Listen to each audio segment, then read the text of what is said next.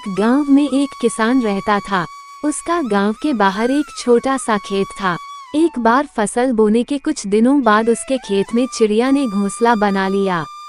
कुछ समय बीता तो चिड़िया ने वहां 2 अंडे भी दे दिए। उन अंडों में से 2 छोटे छोटे बच्चे निकल आए। वे बड़े मजे से उस खेत में अपना जीवन गुजारने लगे। कुछ महीनों बाद फसल कटाई का समय आ गया। गांव के सभी किसान अपने खेतों की फसल की कटाई में लग गए।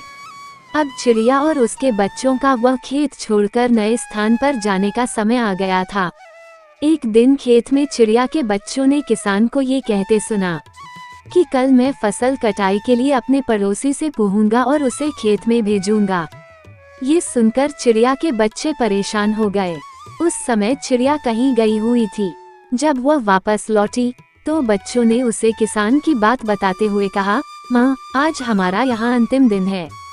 रात में हमें दूसरे स्थान के लिए यहाँ से निकला होगा। चिड़िया ने उत्तर दिया, इतनी जल्दी नहीं बच्चों, मुझे नहीं लगता कि कल खेत में फसल की कटाई होगी। चिड़िया की कही बात सही साबित हुई। दूसरे दिन किसान का पड़ोसी खेत में नहीं आया और फसल की कटाई न हो सकी। शाम को किसान खेत में आया और खेत को जैसे का तैसा देख बुदबुदाने लगा कि ये पड़ोसी तो नहीं आया।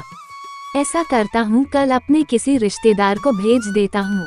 चिड़िया के बच्चों ने फिर से किसान की बात सुन ली और परेशान हो गए। जब चिड़िया को उन्होंने ये बात बताई तो वह बोली, तुम लोग चिंता मत करो, आज रात हमें जाने की जरूरत नहीं है।